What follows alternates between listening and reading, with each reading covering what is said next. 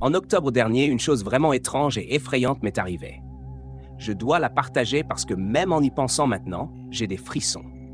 Tout a commencé lorsque ma cousine, une fois retirée, est décédée. Elle a eu une crise et était seule quand c'est arrivé. Aucun de nous ne savait qu'elle avait des crises, alors ça a été un choc pour tout le monde. Juste comme ça, elle était partie. C'était une chose très soudaine et triste pour notre famille. Quelques jours après sa mort, quelque chose de très étrange s'est passé. Il était environ 3h10 du matin et je dormais profondément. Je suis un dormeur léger, donc quand mon chien a commencé à grogner, je me suis réveillé presque immédiatement.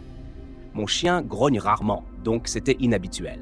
J'ai vite réalisé qu'elle grognait à la porte de ma chambre qui était fermée. La tête de mon lit est à environ 1 pied de la porte, donc ça semblait vraiment proche. Ma première pensée a été que peut-être l'un de mes frères et sœurs plus jeunes essayait de me dire quelque chose, mais ensuite j'ai réalisé qu'il était en plein milieu de la nuit. Tout le monde devait dormir. J'ai fait ce raisonnement en quelques secondes, puis je l'ai entendu. Des pas lourds marchaient vers ma porte. On aurait dit que quelqu'un portait des bottes lourdes. Mon chien était maintenant au bord du lit, prêt à sauter sur quiconque allait entrer. J'avais tellement peur que je me suis caché sous ma couverture. Les pas se sont arrêtés juste devant ma porte. J'ai attendu là, retenant mon souffle, sans savoir quoi faire. Après ce qui m'a semblé une éternité, mais n'était probablement que quelques minutes, j'ai décidé de me lever et de vérifier. Mon cœur battait si fort que je pouvais à peine penser. J'ai lentement ouvert la porte, m'attendant à ne rien voir. Mais le couloir était vide. Mon chien est sorti en courant et a reniflé partout, mais elle n'a rien trouvé. Je tremblais encore, mais j'ai essayé de me dire que c'était juste mon imagination ou peut-être la maison qui bougeait. Je n'ai pas beaucoup dormi cette nuit-là. Le lendemain, j'ai raconté à mes parents ce qui s'était passé. Ils ont écarté ça en disant que c'était probablement juste un mauvais rêve. Mais je savais que ce n'était pas ça. C'était trop réel. J'entendais encore ces pas dans ma tête, aussi clair que le jour. Une semaine s'est écoulée sans autre incident et j'ai commencé à me détendre. Mais ensuite, une nuit, c'est arrivé à nouveau. Cette fois, je me suis réveillé en entendant ma fenêtre vibrer. J'ai allumé la lumière et j'ai vu que la fenêtre était entr'ouverte, même si j'étais sûr de l'avoir fermée avant de me coucher. Mon chien était à la fenêtre, aboyant comme une folle. J'ai fermé la fenêtre et essayé de la calmer. C'est alors que j'ai remarqué quelque chose de bizarre. Il y avait des empreintes de boue sur le sol, allant de la fenêtre à mon lit. Elles étaient trop grandes pour appartenir à quelqu'un de ma famille. J'ai ressenti un froid glacial parcourir ma colonne vertébrale. Je suis allé dans la chambre de mes parents et les ai réveillés. Ils sont venus dans ma chambre et ont vu les empreintes. Mon père a vérifié le reste de la maison, mais il n'y avait aucun signe d'effraction. C'était comme si la personne qui avait laissé ces empreintes avait simplement disparu. Mes parents ont décidé d'appeler la police. Quand les officiers sont arrivés, ils ont jeté un coup d'œil et nous ont posé quelques questions. Ils n'ont trouvé aucun signe d'entrée forcée et ont suggéré que cela pourrait être un animal. Mais je savais que ce n'était pas ça. Ces empreintes étaient humaines. Je le sentais. Après le départ de la police, mon père a décidé d'installer des caméras de sécurité autour de la maison. Il a également vérifié toutes les fenêtres et les portes pour s'assurer qu'elles étaient sécurisées. Nous espérions que ce serait la fin de l'histoire. Quelques nuits plus tard, les caméras ont capturé quelque chose. Nous dormions tous quand mon père a reçu une alerte sur son téléphone. La caméra donnant sur l'arrière de la maison avait détecté un mouvement. Nous avons regardé les images ensemble et ce que nous avons vu était terrifiant. Une silhouette, vêtue de vêtements sombres et portant des bottes lourdes, marchait dans notre jardin. La personne avait une capuche, donc nous ne pouvions pas voir son visage. Elle s'est approchée de ma fenêtre, a regardé à l'intérieur, puis est restée là pendant quelques minutes avant de s'éloigner. Nous avons appelé la police à nouveau et leur avons montré les images. Ils ont promis d'augmenter les patrouilles dans notre quartier et nous ont conseillé de garder toutes les portes et fenêtres verrouillées. Mon père a également ajouté plus de mesures de sécurité, comme des lumières à détecteur de mouvement et des verrous supplémentaires. Pendant un certain temps, tout a été calme. Mais je ne pouvais pas me débarrasser de la sensation d'être observé. Chaque fois que j'entendais un bruit la nuit, je sursautais. J'ai commencé à dormir avec mon chien juste à côté de moi, me sentant un peu plus en sécurité avec elle. Une nuit, je me suis réveillé au son de mon chien qui grognait encore. Cette fois, je n'ai pas hésité. J'ai pris mon téléphone et j'ai tranquillement envoyé un message à mon père, lui disant que j'avais entendu quelque chose. Il a répondu rapidement, me disant de rester où j'étais et qu'il arrivait. J'ai entendu des pas dans le couloir, mais ils étaient légers et rapides. Mon père a fait irruption dans ma chambre avec une batte de baseball à la main. Il a vérifié la chambre, puis le reste de la maison. Rien. Mais ensuite, il a remarqué quelque chose sur le flux de la caméra de sécurité. La silhouette était de retour, mais cette fois, elle était à l'intérieur de la maison. La caméra du salon montrait la personne debout là, regardant autour. Mon père a appelé la police et nous sommes tous restés dans ma chambre, attendant leur arrivée.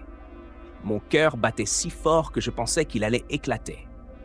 La police est arrivée rapidement et a fouillé la maison. Ils ont trouvé la silhouette cachée dans le sous-sol. C'était un homme sans abri et clairement pas dans son état normal. Il s'était faufilé dans notre maison par une petite fenêtre du sous-sol que nous ne savions pas être cassée. Il vivait dans notre sous-sol, montant la nuit pour explorer la maison pendant que nous dormions. La police l'a emmené et nous sommes restés sous le choc. L'idée qu'il ait été dans notre maison, si près de nous pendant que nous dormions, était terrifiante. Mes parents ont fait réparer la fenêtre et ajouter encore plus de mesures de sécurité. Je pense encore souvent à ces nuits. Savoir que quelqu'un était dans notre maison, nous regardant, est quelque chose que je n'oublierai jamais. Je suis juste reconnaissant que nous soyons tous en sécurité maintenant. Mais chaque fois que j'entends un bruit la nuit, je ne peux pas m'empêcher de me rappeler ces pas et la sensation d'être observé.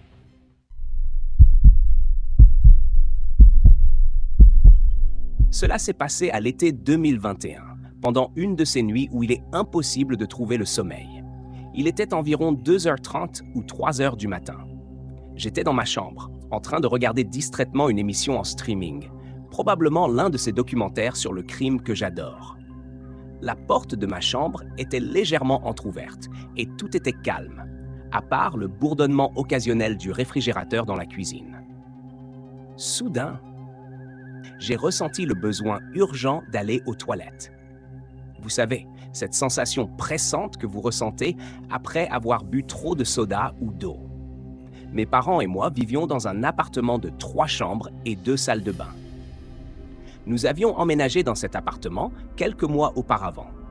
L'aménagement de notre appartement faisait que la salle de bain commune était directement en face de ma chambre. Entre ma chambre et la salle de bain, il y avait un court passage, et de ce passage, on pouvait voir directement dans la cuisine. Je me suis donc levé et me suis dirigé vers la salle de bain. Dès que j'ai quitté ma chambre, j'ai remarqué une lumière venant de la cuisine. Au début, j'ai pensé que c'était mon frère qui se prenait un encas nocturne ou quelque chose comme ça.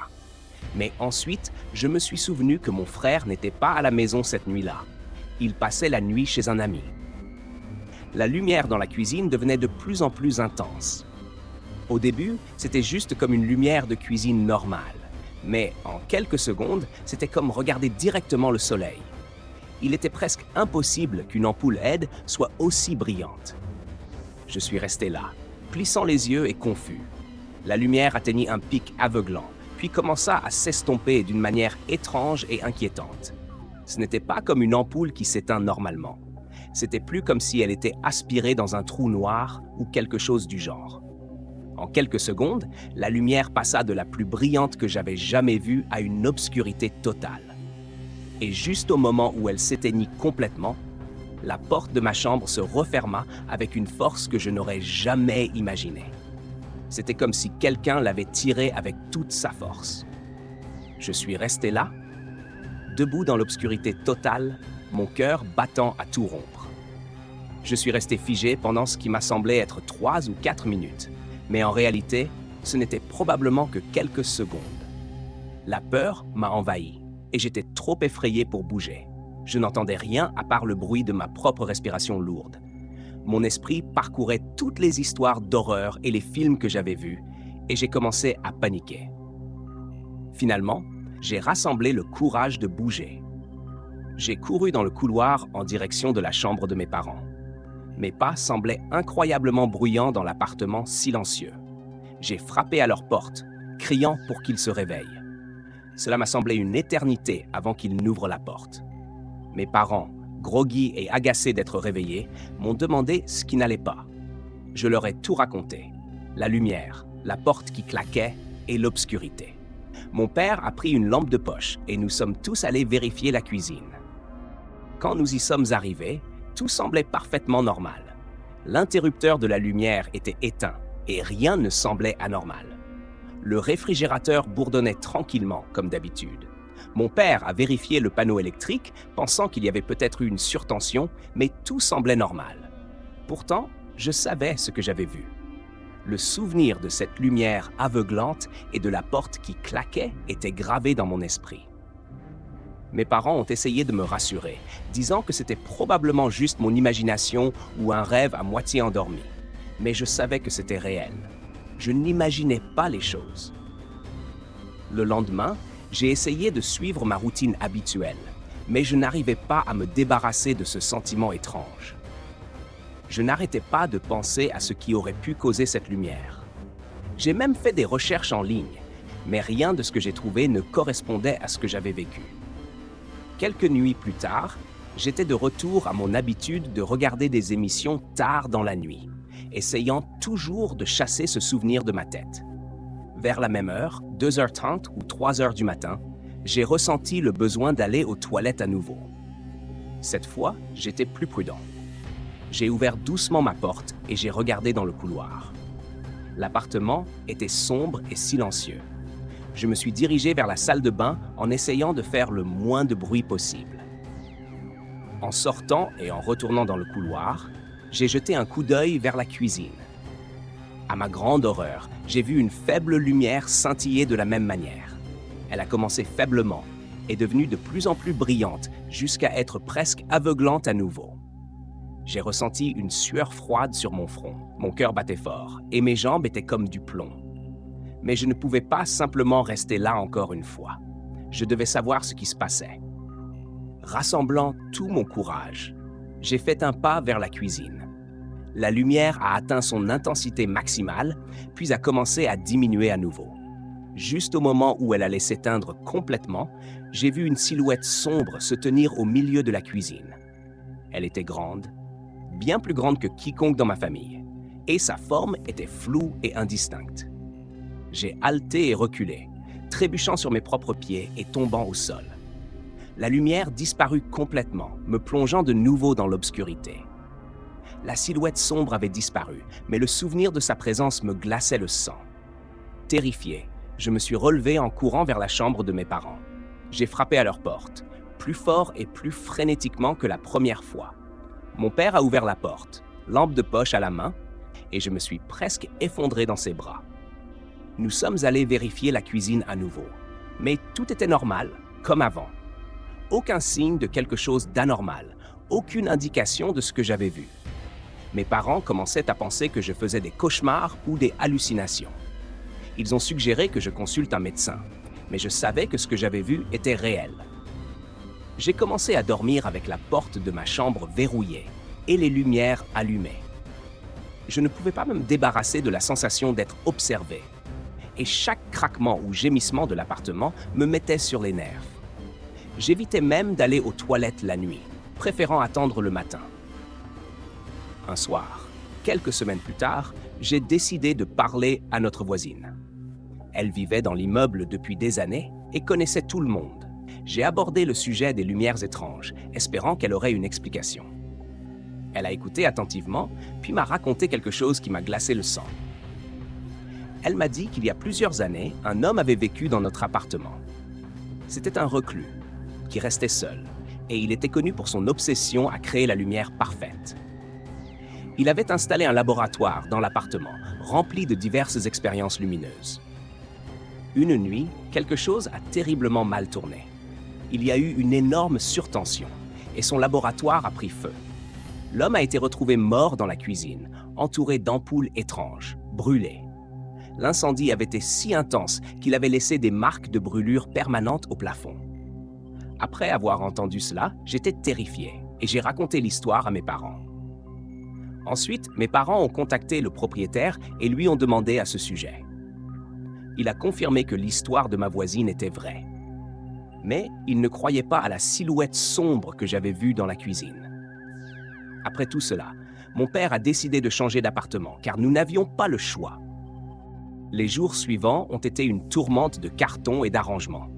L'atmosphère inquiétante de l'appartement semblait se refermer sur nous de plus en plus chaque jour, rendant chaque craquement et chaque ombre menaçant. Mes parents essayaient de garder les choses légères, mais je voyais l'inquiétude gravée sur leur visage. Ils ne pouvaient nier la peur qui avait pris racine dans notre foyer. Le jour de notre déménagement, j'ai jeté un dernier coup d'œil autour de l'appartement. La cuisine, maintenant un simple espace ordinaire, conservait une aura sinistre dans mon esprit. Alors que les déménageurs chargeaient nos dernières boîtes, je ressentais un mélange de soulagement et de crainte persistante. Je ne pouvais pas me débarrasser de la sensation que quelque chose nous regardait partir. Notre nouvel appartement était plus petit, mais il était chaleureux et sûr.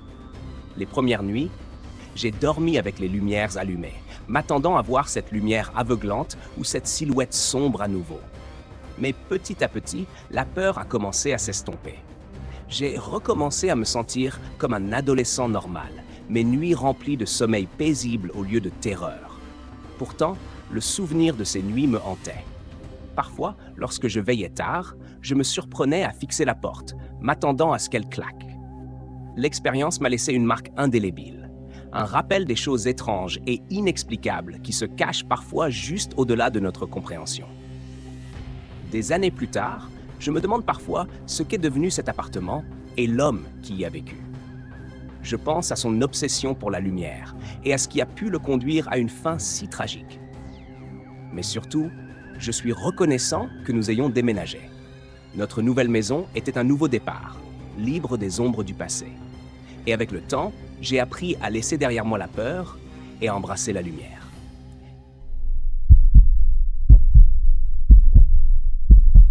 C'est la première fois que je poste ici, alors soyez indulgents avec moi. J'ai 4 fils et mon aîné a 6 ans. C'est lui qui m'intrigue.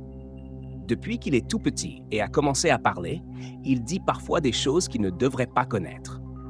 Tout a commencé il y a quelques années. Nous étions en vacances avec mes beaux-parents à la plage. Mon fils avait 2 ans et demi et il s'amusait beaucoup dans l'eau avec mon mari et moi.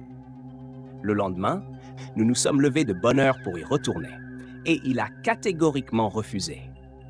Il insistait qu'il y avait des alligators dans l'eau. Nous avons essayé de lui expliquer que les alligators ne vivent pas dans l'eau salée, mais il ne voulait rien entendre.